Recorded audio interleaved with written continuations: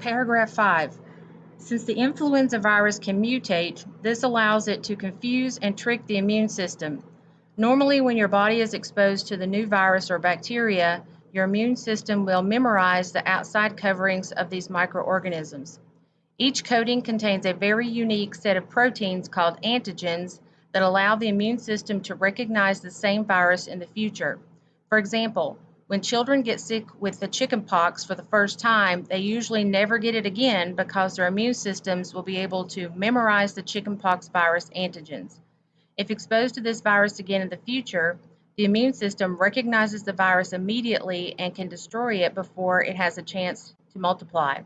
However, when a virus is capable of mutating, it can change its antigens, making it hard for the immune system to recognize it.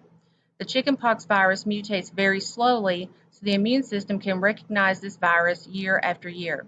The influenza virus, however, mutates quickly, and this causes frequent antigen changes, making it difficult for the immune system to detect the virus. This is why a new flu shot needs to be made yearly to deal with the new antigens.